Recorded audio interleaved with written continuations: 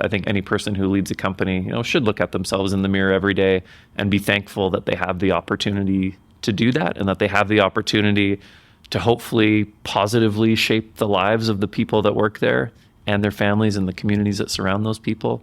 For me, that's the way I think about it. I think of it as an honor and a privilege. Welcome to Speaking of Business, conversations with Canadian innovators, entrepreneurs, and business leaders. I'm Goldie Hyder, President and CEO of the Business Council of Canada. It's almost summer in Canada and swimming season is upon us. Maybe that's why the phrase jumping in with both feet keeps coming to mind when I think about my guest today.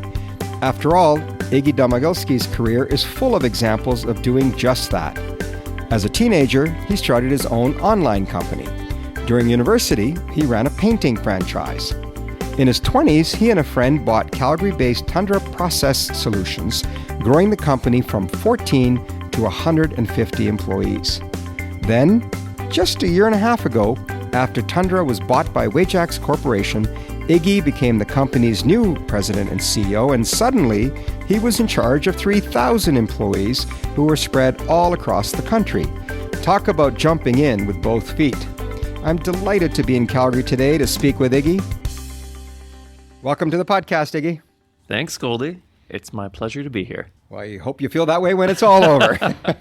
Look, let's just get to the big question I'm sure people are saying is, what is Wajax? Wajax is one of Canada's longest standing and most diversified industrial products and service companies. We were founded in 1858. Before the country. Which means that we are 9 years older than Canada. We're 165 years old. It is a company that has just tended to fly under the radar. We've got 120 branches across the country in pretty much every community. Wow. 3,000 people that serve over 30,000 customers. But we've never really been particularly loud or vocal about telling our story into the world. You're older than Canada, but you've got the ultimate Canadian trait, eh? Keep the expectations low. Absolutely. We are a humble, understated company. Well, there's nothing wrong with that. I mean, you're certainly successful. And one of the things that, I like to talk about is purpose, company's purpose. It's stated that for Wajax, it's empowering people to build a better tomorrow. Yes. So what exactly does that mean to you? I think that the journey of how we got there is important. The company is 165 years old. Prior to me getting here, just not very long ago, we didn't have a company stated purpose or a set of core values. And for me, leading with the clear purpose that people are passionate about and a set of core values is pretty important. And I think that really drives great performance. Did you have that at your previous company? Absolutely, yeah. That's at our previous business, Tundra Process Solutions. We had a clear purpose, clear set of values that we lived by, we hired by, we fired by, and that was what really, I think, united us in what we were doing, and that really helped our growth. And so when I got to Wajax and there wasn't one, that made me pretty excited because I thought we've accomplished so much, and it's a great company with wonderful people, and imagine what we could do if we had this in place. And so that purpose, that's not something that I came up with. That's not something, that our couple corporate managers came up with.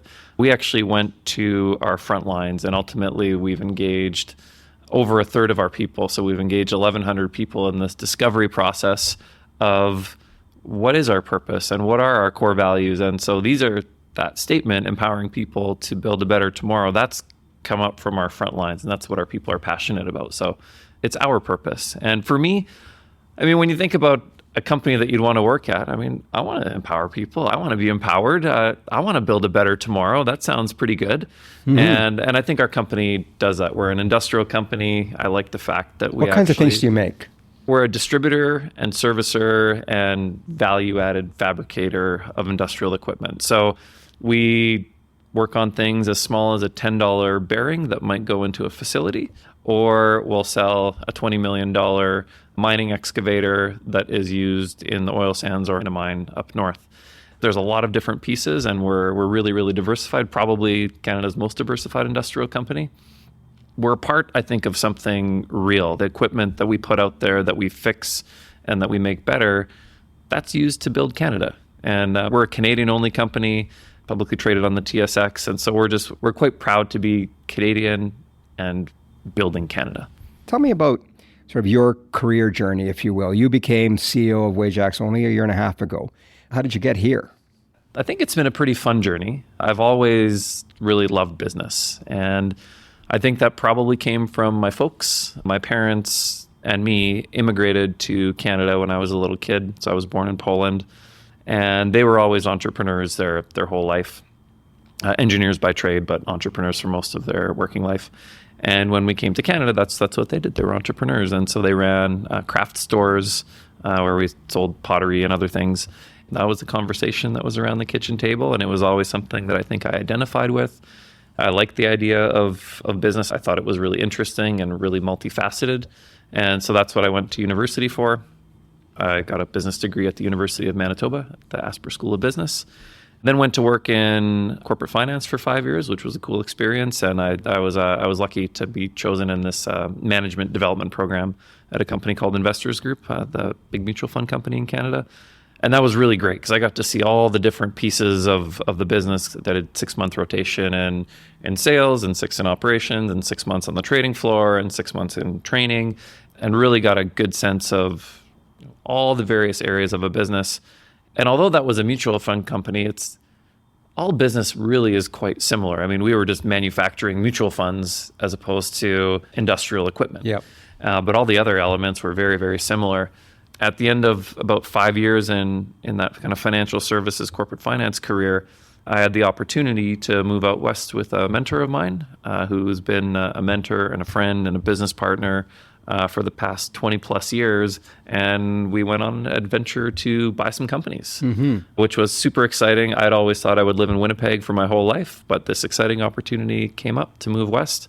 Moved to Vancouver for a few years. Our first business was a small air compressor manufacturing company, which I had the privilege to run for a few years. And then we bought Tundra, which is the company that I really spent most of my time at.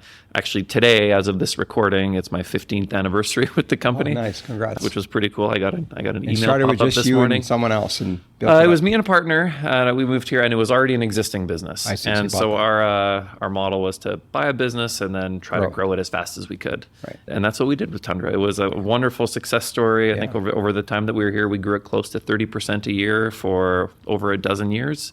That was just a ton of fun. It's the company is headquartered in Alberta. We were a small private company, so you can do all sorts of fun things, a lot of great customer events. We really had a big focus on culture and really trying to make the workplace enjoyable, and still lots of accountability and hard work. But you spend more than half your waking life with your teammates at work, and why can't that be enjoyable? And I think along the way, we kind of discovered that we think business can be this really good power for good or bad. But in our view, we thought it could be a really good power for good in that. Well, if you're bad, you probably won't last. Yeah. And customer will wean you out. Yeah. And the way that we thought about good was around our people. We always knew we were going to do a good job for our customer. But if we were able to send our people home fulfilled and happy and not anxious and not angry, that they would go home and they would treat their families better and they would treat their friends better, and that would permeate into the community. And so that was something that we really found a big passion about and kind of really built our business on that. You said a number of sort of strands that I want to explore here, and I want to start actually with your parents. I'd read that they both had engineering degrees. Yes. But as you just mentioned, when they came here, it didn't sound like they were in engineering. Did they run across what immigrants run across now still, which is the foreign credentials issue? Is that still a problem?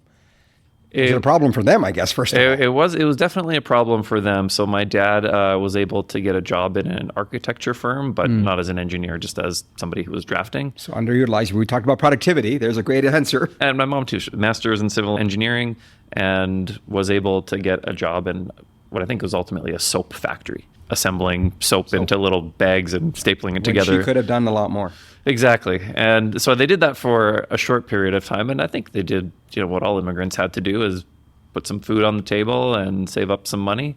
And then they branched out on their own and started to run some businesses. The other thing you mentioned was the role of mentors, and you had a great mentor. Tell me more about the importance of mentorship and how you're helping your own employees in that regard.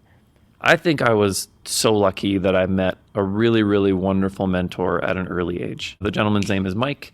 He hired me. So was mine, by the way. So Mike hired me right out of university. So I didn't even complete my last year. I got hired into that rotational program, but it was a summer before I graduated.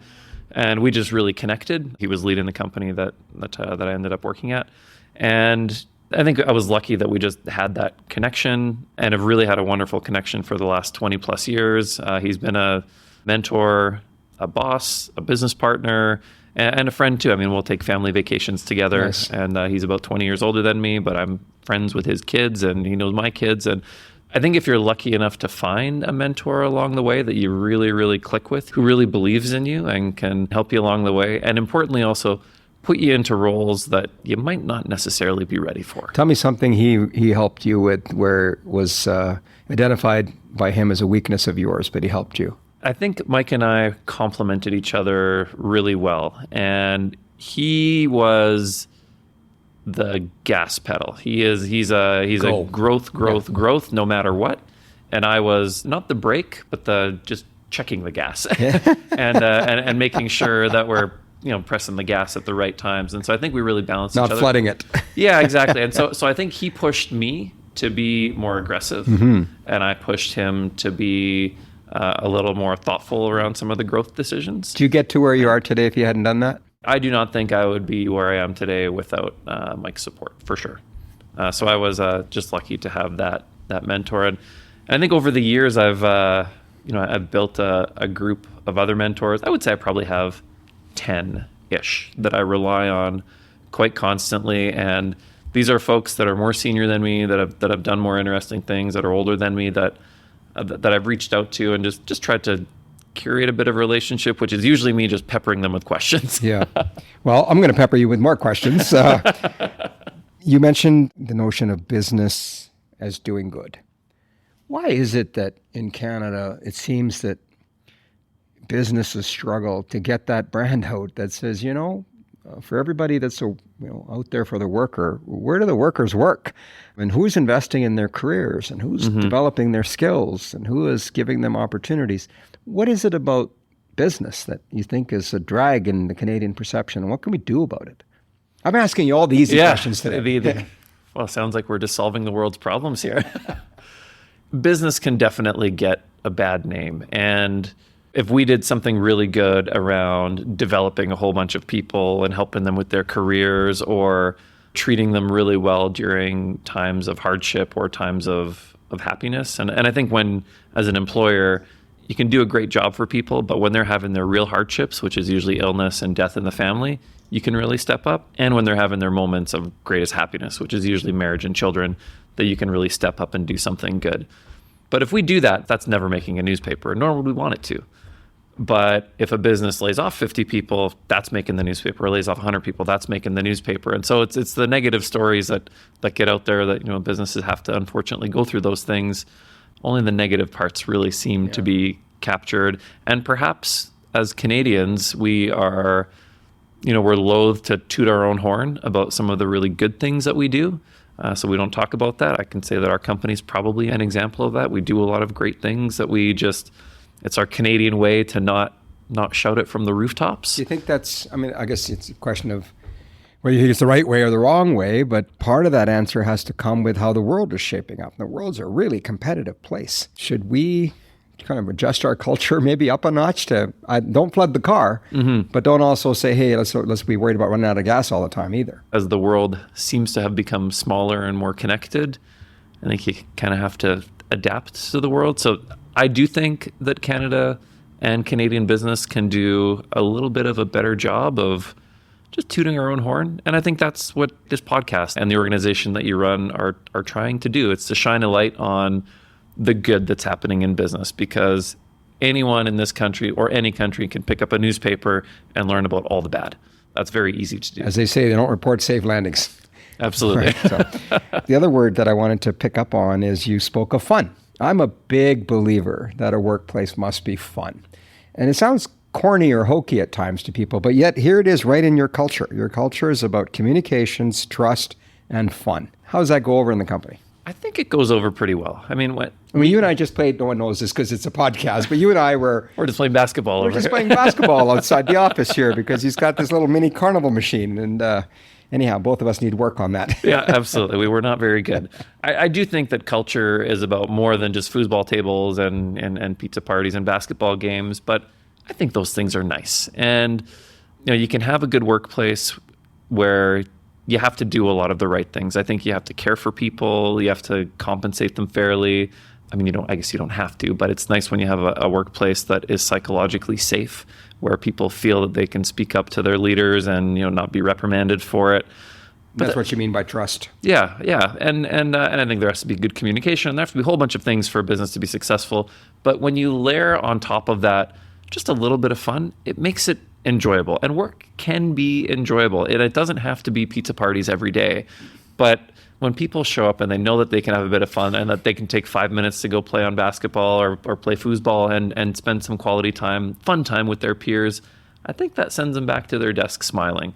And I think that piece is important, and sometimes it's just missing, and it's not like it's very expensive to do or it's very complicated to do. The flip side of the fun is one of the issues that seems to be a very big preoccupation in the C-suites right out of COVID, during COVID, is the issue of mental health. And I know that's a very big focus for you. Why is that the case? COVID was such a challenging time, but even before COVID, mental health was a massive challenge. And about 6 or 7 years ago, Wajax had a short period of time where 4 of our people died by suicide. And it all happened really, really quickly. And we thought, wow, that is really, really not good. And so we started to think, as an employer, we do a lot for safety. We really invest a lot in making sure that people don't cut themselves or break their arm or fall off of something. But there's a lot more to safety than that. There's the mental health and the mental safety.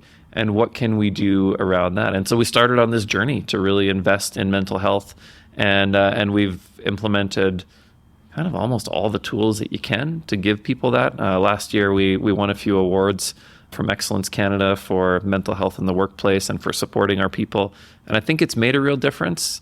I do think we've got a long way to go getting those resources out more to the front lines, so the people that might need them the most is still continues to be a challenge. And when we talk to other companies, that's their challenge as well. But we just think it's so important, and it's a topic that is fortunately starting to get talked about a lot more. I mean, we are just an employer, and so I don't know that we can do as much as a family, but we can certainly do something, and I think we can do a meaningful amount, and we really try to because of some of these, unfortunate experiences that we had. Yeah, I'm really sorry to hear that, and it's unfortunate it's happened more than just here. It's also one of the reasons I think many companies are trying hard to create an opportunity for employees to return to the office and return to their workspace. Has that been an issue for you? We definitely have some folks that are still working at home, but when we look at our company, between 2/3 and 3/4 of our people never left the front lines. Right. So these You're are an essential service, effectively. We are an essential service, and of our 3,000 people, 1,000 are technicians, either in the shop or in the field. So they're turning wrenches and fixing things, and you can't do that from home. And then another 1,000 they're frontline people. They're the people that take your order at the order desk. They're the people that work in the warehouse and move the product around. So 2/3 of our people never left the front lines. And we really owe them a debt of gratitude, because them, along with the other 2/3 of Canadians, about 2/3 of Canadians also never left the front lines. The rest, we've started to have many people come back to the office. We haven't fully mandated it yet for some folks. There are some people who just work way better at home, and they've figured out a routine. Some people have moved to different places, like completely out of major cities, and they just absolutely love working from home. And so we've tried to honor that. Many of our other groups, we have some variations of core days where they can come in. I personally work hybrid, so I live in Calgary. When I'm in Calgary, I'll often be working from home, just because I'm on meetings online all day with people who live in all the corners of our country. But I also spend a ton of my time in our head office in Mississauga and in all of our branches across the country. Yeah. So I work hybrid, and it works for me. So it works for a lot of our people, and it seems to work for our team. And because of our, distributed nature, even before the pandemic, we were pretty good at doing the remote thing. We were talking about mental health, but it's not the only thing you're involved in. I've seen that a number of charities include a focus on cancer. In addition to that, Wajax has also been a company that's been very supportive of the food banks in Canada. Tell me about those, and again, what kind of drove you into those particular causes? If I rewind when I came to Tundra, which would have been 15 years ago today, we did not have a philanthropic bone in our body. I think we might have given, $200 to one of our salesmen's hockey teams, like to their kids' hockey team. But over the years, we built a culture in that company of giving back. And in fact, it's one of the core values of that company, give back. When I would interview people, even just a couple of years ago, and ask them why they wanted to join the company, 100% of people, not 99, 100% of people said that one of the reasons was they loved what we did in the community and they wanted to be a part of that. And we never did it for business reasons. We did it because we thought it was the right thing to do and because we wanted to support the communities that were so supportive of us. And we just knew that there was a lot of people out there that needed help. But it turned into this like wonderful recruiting tool, and I think it was a wonderful win-win. It turned out to be this wonderful thing that we did. And then when I came to Wajax, we immediately started on a journey to pick a couple charities that we really wanted to support. And so we sent out a survey to all our people and said, "What do you care about?" And the two themes that really jumped out were cancer. 1 out of 2 Canadians will get cancer. So that's a lot. And so it has affected everybody in this country in one way or another. The other thing that our people were passionate about was we think it's wrong that people in this country still go hungry. And so those were the two that we chose. We chose them because they were national. They had a footprint where most of our branches were.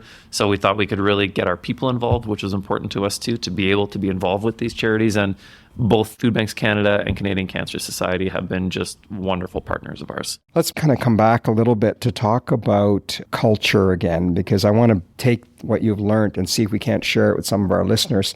So Wajax is a huge operation. I mean, you've got 3,000 employees, but they're in 100 locations across the country. How do you keep connected to your employees? I would say that actually visiting our branches is probably one of my favorite things to do. I love getting out to our front lines, learning about our business, shaking people's hands, and just spending time with them. So I've been out to, it's got to be getting close to 3/4 of our branches now. I'm on the road a lot, but I think spending time out there talking about our purpose and our values is something that's pretty important, and at the same time learning from our folks. We do monthly town halls online. I'm out at the branches a lot. And then the other way that we communicate is through our leaders. We've got about 400 people leaders that we spend a lot of time with, whether it's online or in person or in writing. And I think passing our messages through them into the front lines is a pretty effective way to do it. But it's not easy. I think it's one of the hardest challenges that us or any other company face. One of the issues in the C-suite you hear the most about these days is just talent and labor shortage. Are you finding people? And if so, where are you finding them? Some of the best talent that we find is right under our nose, and it's in our companies. We have wonderful people who have been with us a long time and are super smart. We just need to continue to do a good job of sniffing them out and giving them the opportunities that they need to rise up. But wouldn't many of them be, I mean, I assume a lot of immigrants are in this mix. Absolutely. The immigrant pool is something that we absolutely like to hire from, and I think we can do a better job there. And over time, I hope that some of the credentials pass over a little bit easier. I wanted to ask about that because we talked about your parents and how their own engineering degrees weren't really recognized at the level that they needed to be. So what can you do, being sensitive to that issue as an employer, to help newcomers succeed? I think about the whole war that's going on in the Ukraine, and when that started, we made a really concerted effort to help those families that were coming over. We've hired a whole bunch, and just giving them additional support. If you hire somebody who's a Canadian and been here a long time, they don't really need much. They need to a job and pay. have a job. And while I do think they need additional support, I really think the most important thing that immigrants do need is a stable job. They need a stable job and a paycheck so that they can do all the other things. And to their level. Yeah, absolutely. And so we've been really trying to do that, to try to hire people and put them in roles that their skills match. Are you investing in skilling and reskilling in this industry? Absolutely, we're investing in training our folks, whether that's technical training or leader training. That's something that I've just always been pretty passionate about, and I think it's important to. You have to put your money where your mouth is when it comes to that. You can't just say we like training and just never do it. Never do it. Where do you see this company in a decade?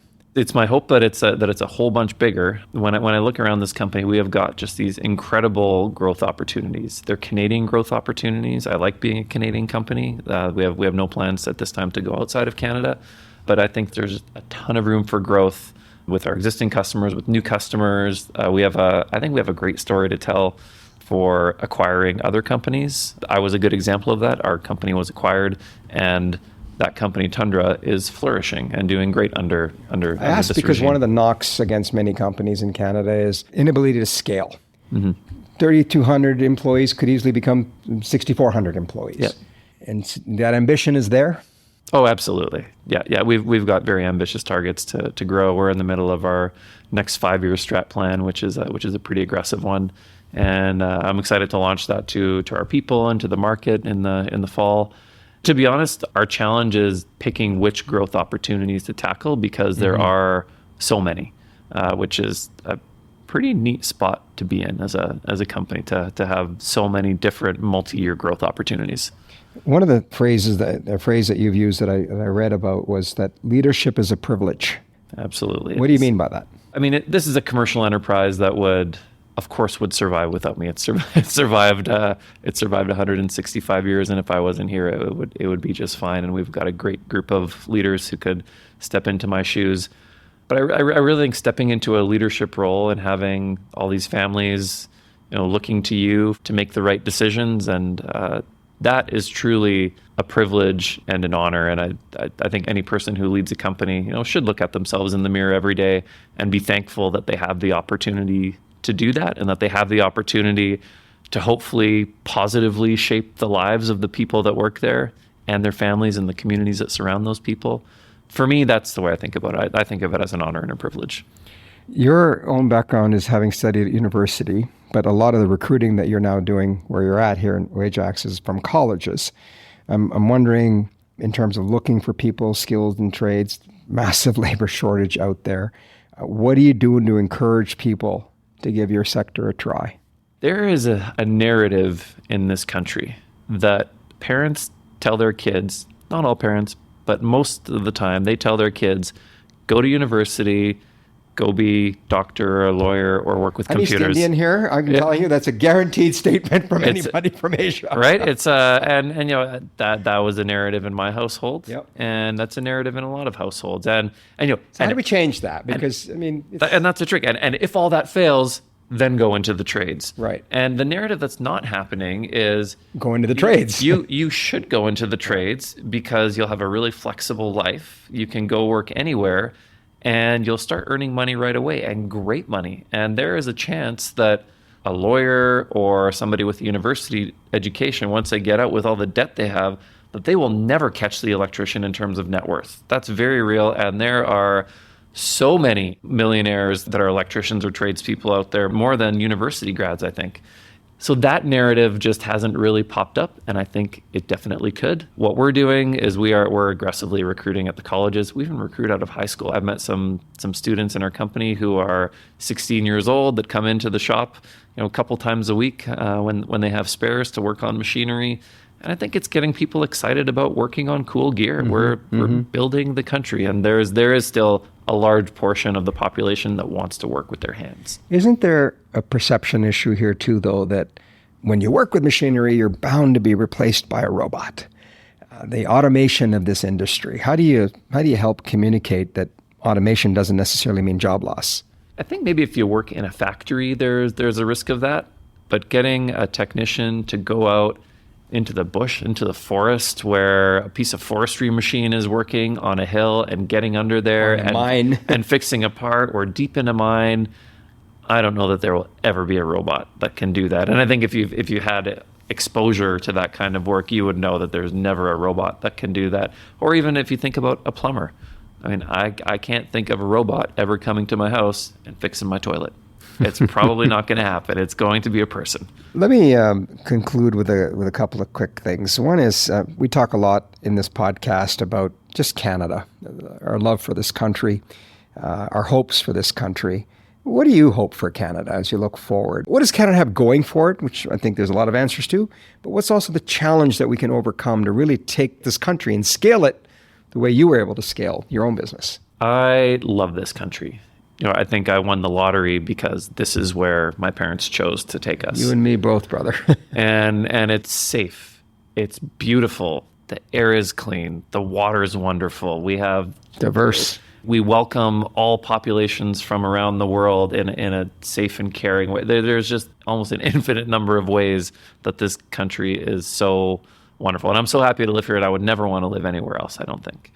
I think we've got that going for us. I hope we don't wreck that. And I don't really see us wrecking it too much. But I think one of the challenges that we have in this country... But are we comfortable? That's a good question. And I think a lot of this population in our country is for sure comfortable. I think the country is comfortable. The country does well. The economy is pretty good. We've got a wonderful, strong brother to the south of us that takes care of us. So I think we are a little bit comfortable. And I hope we don't get too comfortable because we have to maintain a competitive level on the international stage. I think one of our challenges is we're so big with not that many people. And we are a resource country. We're not a technology country. We're a resource country, and we pull stuff out of the ground and we sell it or we use it to create other things. And it feels like when you say we're getting comfortable, we're almost taking for granted these wonderful resources that we have here. The oil and gas is one of those resources, and the decision makers around a lot of that are thousands of kilometers away. I think if the oil sands and the oil fields were just outside of Ottawa, we would think about them differently. And I just worry that we might be hurting ourselves a little bit by not fully taking advantage of these wonderful resources that we have. Will oil and gas be here in 100 years? I don't know, probably not. But in the meantime, if we want to invest in all these other things, you kind of need that money to do it. And I think as Canadians, we do it in the most responsible way possible, more responsible than certainly most out there. Well, look, we've covered a lot of ground, and it makes me want to ask you as sort of a final question. Obviously, you're young and you're energetic and you're ambitious and you're hardworking, but surely to goodness you have a busy family life. How do you do it all? How do you find time for Iggy the person and a chance to just relax? Yeah, that's a good question. So I've got maybe you don't. Maybe your wife's calling now. I've got a wonderful wife. We've been together 21 years. We've got 2 kids who are 13. We've got a super crazy dog that we got during the pandemic. I think when I'm home, I'm home. I really try not to work on the weekends or the evenings if possible. I really kind of give it my all during the day. And when I'm at home, we've made some family deals where we say, when I'm home, let's not have the quote unquote quality family time where we're all on our phones. Let's everybody watching TV, but no one actually looking at the TV. Exactly. When we're together, let's play a game or go for a walk or do some kind of planned activity. And I think we've done a pretty good job of that. And then personally, I like staying healthy and I like running. And so for me time, getting out and running and clearing my head is awesome. I would say 6 days a week I do something, whether it's rain or shine, going to the gym or run. I'm a fair weather runner. Oh, okay. So when it's not nice outside, I've got a Peloton tread in the basement that I use. Perfect. Well, look, you're on the treadmill of business success, that's for sure. Thank you for sharing your story with us, and continued success to you, my friend. This was wonderful. Thanks so much, Goldie. Iggy Domagalski is president and CEO of Wajax. If you would like to hear more of our Speaking of Business conversations with innovators, leaders, and entrepreneurs, why not subscribe to our podcast? Search for Speaking of Business wherever you get your podcasts, or simply go to our website at thebusinesscouncil.ca. Yes, that's thebusinesscouncil.ca. Until next time, I'm Goldie Hyder. Thanks for joining us.